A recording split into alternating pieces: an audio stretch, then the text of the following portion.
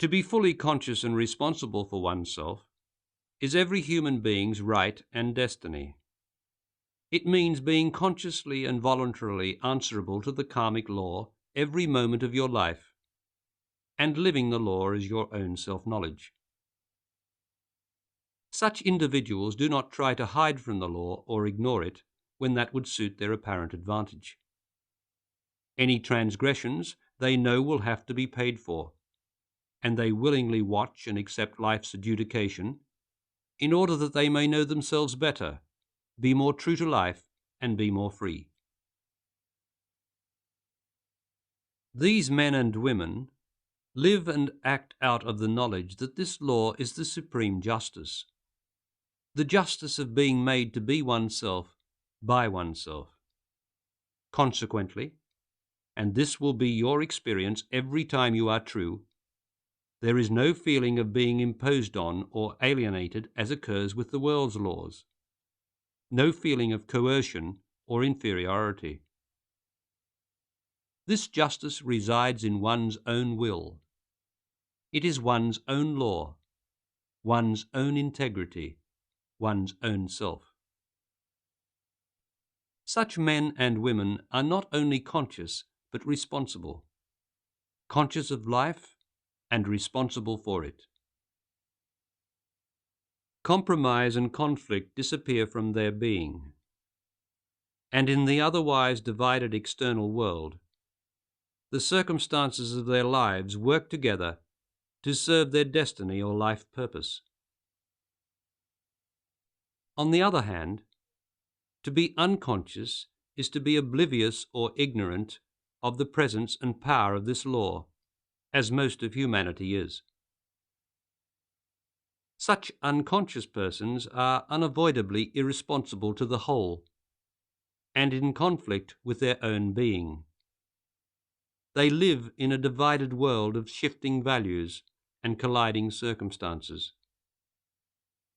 They have no control over their destiny and no discovered life purpose.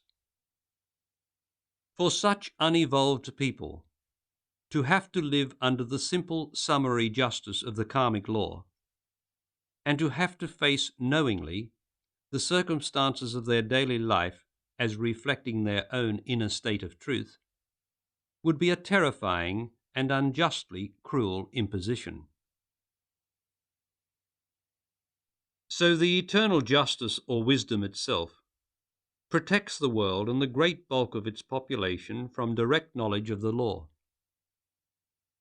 The protection lies in their combined ignorance. They know nothing about the law, nor do they desire to know. They can't perceive it for themselves, and if it is explained to them, they can't hear it, or they ridicule it. In short, it does not exist for them. In their ignorance, they are innocent before the law, but because of that ignorance are unable to be freed by the law. Furthermore, they are shielded from the law's devastating implication, which I am now going to reveal to you. This, to the ignorant and unconscious people of the world, is the unbearable truth. And for everyone, it is the most difficult thing in life to have to face up to. Here it is. I, the individual man or woman, am responsible for all the circumstances of my life. As I am within, so is my life.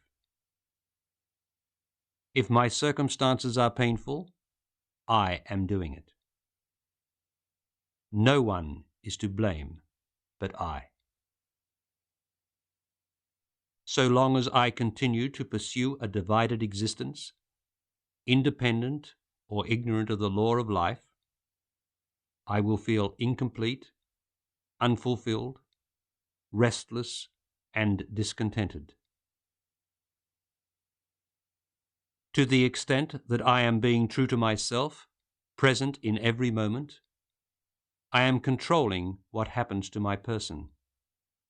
I am being responsible, and the circumstances of my life will combine to work towards harmony, the right, and the good. There is no fate, accident, or chance which can alter my circumstances. Only I, who must change them by changing myself within. I am the circumstances of my life.